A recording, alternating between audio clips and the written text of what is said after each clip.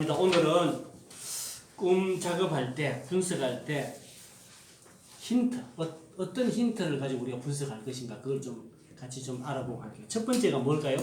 첫 번째 상징이겠죠. 상징. 첫 번째는 상징이에요. 상징.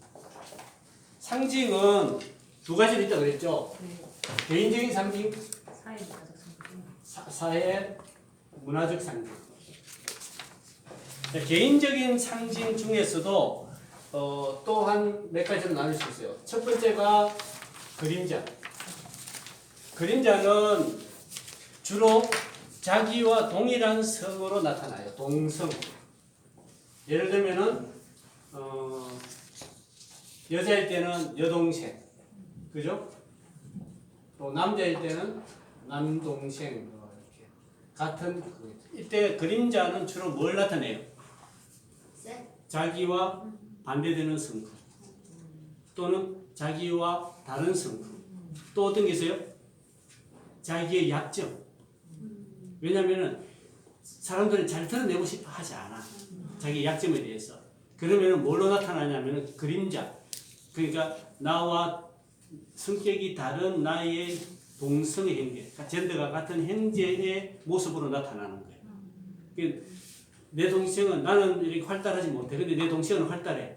그러면은 내 그림자가 활달한 모습을 표현해 주려면 내 동생의 모습으로 나타나는 거예요. 그래서 그 동생을 해석할 때 그림자로 해석하셔야 돼요. 두 번째는 아니마와 아니무스. 남자는 아니마, 여자는 아니무스. 그래서 남자 안에 있는 여자, 여자 안에 있는 남자 상, 남성 상을 나타나겠죠. 이럴 때는 어떤 동성이 아니고 다른 성으로 나타나겠죠, 그죠? 다른 성. 남자는 여자의 모습, 여자 어떤 형제라든가 여자의 엄마라든가 등등 다양한 다른 성. 남자는 여자의 성. 이렇게 나타났을 때는 아니면 아니무스로 해석을 해보라는 거예요. 세 번째는 뭐예요? 셀프.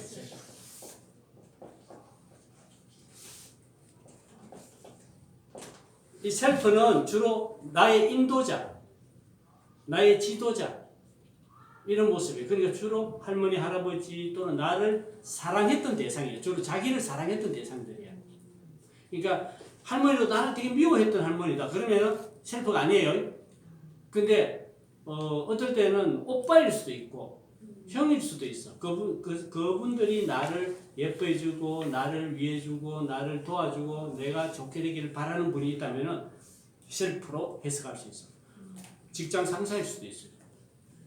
그러니까 그 셀프는 여러분들이 그 대상에 대해서 어떻게 생각하느냐에 따라서 셀프가 될 수 있다는 것을 이야기해주고 있습니다. 이렇게 이제 개인적인 상징은 이 네 가지. 이뿐만 아니라 개인적인 상징은 자기가 가지고 있는 어떤 동물이라든가 또는 어떤 경험이라든가 이런 것에 대해서 자기가 가지고 있는 상징들이 있어요. 어떤 사람은 쥐는 무서워 이런 상징을 가지고 있는 사람이 있어. 그러면은 쥐를 봤을 때 해석할 때 그 사람한테는 무서운 것을 해석해야 돼. 근데 쥐는 약았어 이렇게 자기가 상징을 가지고 있다. 그러면 약은 것으로 상징으로 또 해석이 들어가는 거예요. 그래서 개인적인 상징은 다 다르겠죠. 그래서 꿈을 해석할 때 제일 먼저 봐야 될 것이 개인적인 상징이에요. 사회 문화적인 상징이 아니고 개인적인 상징이에요. 개인이 어떤 상징을 가지고 있느냐를 본다. 두 번째는 사회 문화적인 상징이에요. 이것은 그 사회가 가지고 있는, 그러니까 이것은 크게 생각하면은 그 나라, 그죠? 그 나라 또는 동아시아 같은 아시아 또는 백인 같은 백인 또는 그 집안, 각 집안마다 가지고 있는 또 그런 상징이 또 달라. 어떤 집안은 어떤 것을 좋아하는데 어떤 집은 어떤 것을 싫어하고 이런 상징이 있어. 뭐 예를 들어서 돼지 그러면은 우리는 좋아할지 몰라도 유대인들이 싫어한다든가 또 어느 지역에서는 뭐 어떤 동물을 싫어한다든가 어떤 뭐 사물을 싫어한다든가 이런 것들이 다 각자 다를 수도 있어요. 사회 문화적으로. 그럴 때 이 사회 문화적인 부분을 해석해 줘야 돼. 뭐 그건 황금이야, 좋은 거야. 뭐 이렇게 해서 사회 문화적으로 좋은 것으로 해석을 할 수가 있어요. 이런 것들을 먼저 이렇게 개인적인 거, 사회문화적인 거 이런 것들을 여러분들이 해석하셔야 돼요. 이것은 먼저 항상 우선순위는 개인적인 것이 문제예요. 왜냐하면 사회문화적인 것은 개인적인 것이 해석이 안 될 때 그것을 해나가는. 다음에는 특성이 있어. 특성. 특히 동물일 경우. 동물의 특성이 있죠. 고양이는 되게 독립적이다. 강아지나 개는 굉장히 순종적이고 잘 따르고 그런 모습으로 다가왔을 때 그것에 대한 해석은 달라지겠죠. 그 동물의 특성에 따라서 찾아서 작업을 해 들어가라. 자, 두 번째 우리가 봐야 될 것은 줄거리예요. 줄거리. 꿈도 어떤 사람은 단편적인 완텐 센텐스로 끝날 수가 있고 어떤 사람은 되게 줄거리가 있어. 막 스토리가 있어. 또 어떤 꿈은 어때요? 장면이 첫 장면, 두 번째 장면, 세 번째 장면, 장면이 막 바뀌어. 근데 가만히 보면은 어떤 줄거리가 나가고 있어. 이 줄거리는 그냥 일반적인 줄거리일 수도 있고 또 어떤 경우에는 패턴으로 나타나요. 패턴. 예를 들어서 이 패턴은 과거의 꿈에서 나타날 수 있어. 아기는 나는 아기 꿈만 꾸면 기분이 나빠. 안 좋은 일이 생겨. 그리고 그런 패턴이 나타날 수가 있어. 그러면 안 좋을 때는 그런 아기 꿈이 나한테 나타날 수가 있어. 근데 이제 어떤 경우는 예를 들어서 어떤 사람, 어떤 대상을 꾸었을 때는 난 참 좋은 일이 생겨. 이런 게 있어. 그러면 여러분들이 줄거리를 찾아갈 때 어떤 대상을 내가 들어갔어. 그러면 참 좋았어. 이렇게 해석이 들어갈 수 있는 거예요. 이게 이 줄거리를 봐라. 이렇게 패턴을 보라. 그리고 줄거리는 또 어떤 게 있냐. 항상 줄거리 시작, 또 중간, 이제 전개라고 할 수 있어. 소설에서는 전개. 다음에 결말 부분이 있어요. 그러니까 줄거리는 중요한 것이 뭐냐면은 결말이 중요해요. 우리가 무슨 일을 할 때 중간에는 다 어렵더라도 결과가 좋으면은 잘 해결이 되잖아. 이게 결말을 중요시해라. 그럼 결말이 안 끝날 때 어떻게 하느냐? 그러면 그 일어날 사건은 아직도 해결이 안 될 소지가 크다. 더 두고 봐야 된다. 또 어떤 데는 이런 경우도 있어요. 오늘 당장 꿈꾼 다음날 일어나는 케이스도 있지만은 이게 한 5개월 후에, 3개월 후에 또는 1년 후에 이 꿈이 이루어질 수가 있어. 그럴 때 우리가 해석하기가 되게 어렵겠죠. 그러니까 해석을 무리하게 하실 필요는 없어. 나중에 이제 지켜보면 저절로 답이 나와. 그때 이랬었구나. 그래서 이 말이 나왔구나. 이런 답이 나오나. 좀 기다려라. 줄거리는. 그 다음에 세 번째 여러분이 봐야 될 것은 정서예요. 정서. 정서. 정서는 우리말로 표현하면 뭐예요? 기분. 그죠? 감정. 정서를 표현하는 가장 좋은 단어는 희노애락이죠. 이 꿈속에서 어떤 기분을 느끼느냐, 어떤 정서를 느끼느냐는 거예요. 어떤 감정이냐는 거예요. 특히 마지막 감정이 뭐냐가 되게 중요해요. 마지막에 되게 해피했어. 그러면 그 꿈은 아주 좋은 결말로 우리를 인도해 준다고 볼 수가 있어요. 그래서 이 정서를 꼭 확인해야 돼요. 특히 꿈속에서 참 기분이 어떻더라. 그러니까 예를 들어서 이제 상징과 연결해서 사용을 할 때에 우리 할머니는 나를 잘 모르는 분이야. 근데 할머니가 이렇게 꿈속에 나타나는데 기분이 참 좋았어. 이러면 그것은 좋은 거. 근데 할머니가 잘 모르는 분인데 할머니 나한테 너무 기분이 안 좋아. 그러면 이것은 좋지 않는 일이라는 것을 상징적으로 이야기해요. 그러니까 이 정서나 이 사고나 이런 줄거리의 내용들은 대부분 꿈속에서의 것들이야. 꿈속에서의 사고예요. 예를 들어서 어떤 사람이 깼는데 너무 기분 나빠요. 이거는 관계없어. 대부분. 그거는 뭐냐면은 현실에서의 자각이야. 꿈에서의 자각과 현실의 자각은 너무 틀려요. 꿈에서는 되게 기분 좋게 이렇게 사람을 막 죽이고 막 토막 나는 것도 보고 했는데 아무렇지도 않았어 꿈에서는. 근데 깨어났는데 갑자기 내가 막 기분 나빠. 살인 이런 거 봐가지고 이거는 현실에서 자각이기 때문에 꿈 해석에서 별로 영향을 끼치면 안 된다. 그래서 여러분들이 항상 꿈 해석할 때 꿈꾼 사람한테 물어볼 때 뭐래? 그게 꿈속에서의 기분이에요? 현실에서의 기분이에요? 라고 물어보셔야 돼요.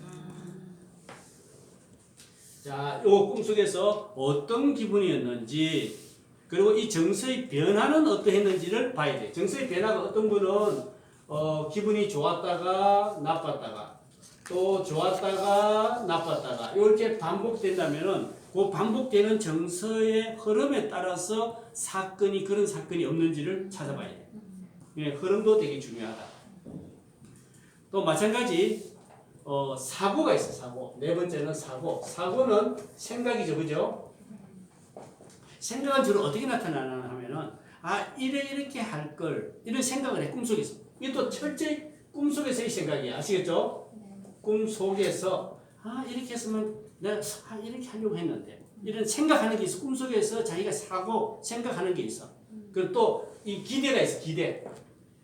이렇게 될 거야. 꿈속에서 그런 생각이나 기대 같은 거. 이것도 꿈을 작업할 때 굉장히 좋은 힌트일 수 있어요.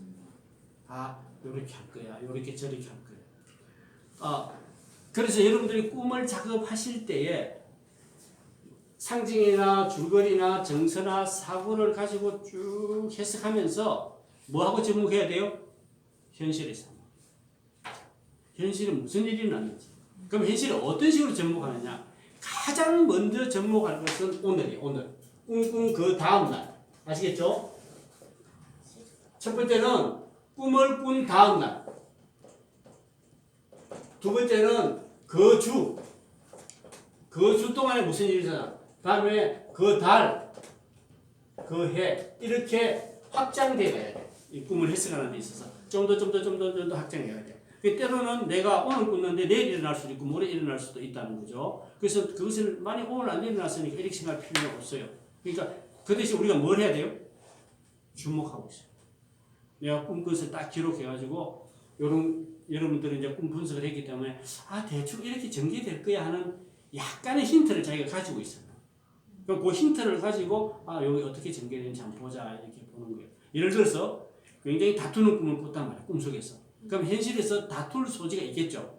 그럴 때는 여러분들이 어떤 갈등 관계 속에 있는 것이 다가오면은 그때 여러분 뭘 해야 되냐면은 조금 자기 감정을 누르뜨린다든가 기다린다든가 절제한다든가 그리고 자기의 그 내면의 감정의 흐름을 좀 살펴보면서 이게 내 꿈하고 어떻게 연결되는지 그럴 때 어떻게 대항해야 될지 이런 걸 생각해야 합니다. 그래서 꿈이 여러분들을 활용을 하고 두 번째는 꿈을 분석하는 데 사용하고 그리고 이제 동료들이 있는 분들은 같이 그 부분에 대해서 상의를 해보는 게 좋아. 내가 어제 이런 꿈을 꿨다. 그러면 예를 들어서 그 안에서의 갈등들. 또 한 가지는 여러분이 다른 사람이 모르는 자기 개인적인 갈등이 있어. 그 갈등이 대부분 꿈으로 나타난단 말이야. 그럼 그 갈등과 연관해서 내 꿈과 현실 이 세 가지를 연관해서 보시라고. 내가 지금 가지고 있는 갈등. 또 두 번째는 내 꿈에서 나타나는 상징들과 꿈의 모습, 꿈의 내용들, 그리고 현실 세계. 이 세 가지를 연관해서 이렇게 보는 거예요. 그러면은 이 꿈이 이렇게 지금 내한테 이야기하고 있고 내가 이렇게 가라는구나. 이런 것을 보고야. 이게 꿈 작업이 굉장히 중요한 힌트를 오늘 여러분들하고 잠깐 나누는 거예요. 자, 질문 있어요? 질문. 추가하고 싶은 거.